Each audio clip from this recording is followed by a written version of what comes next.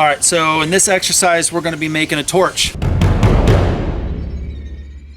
The way that we're gonna be making this particular torch, this is a traveling torch, so we only wanna use all natural items. So it's easy to make stuff with modern day, you know, oils and things like that that are really flammable and whatnot. So we're gonna be using things that are all natural.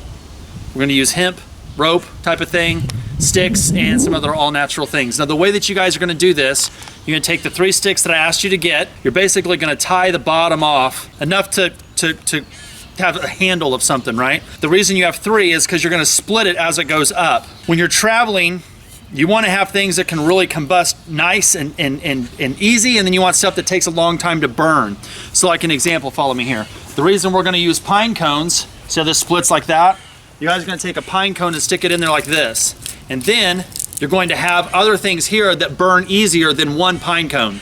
So like you'll have like an example, like a small bird's nest type of thing, right?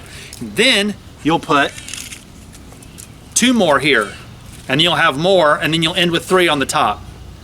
So the pine, because it takes longer for the pine cone to burn than say pine needles or that type of thing. You guys follow me on that? Now the pine cones, obviously pine resin is what a lot of torches are used anyway. So as you're using this as a torch, and again, this is just a generic way of showing you guys, you'll burn the top 3, and then that right there is gonna smolder into, now you've got the next tinder going on, which is gonna burn the next 2, and then that's gonna burn, and then you get down to the next one, and when you get down to this one, you know you need to have another torch ready, depending on how far you need to go, right?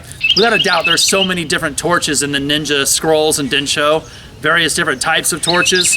It's just something that's just it's a staple within the training. So if you're training in true historical ninjutsu, then you are going to be learning how to make lots of different types of torches. So that's gonna be our first exercise here, okay?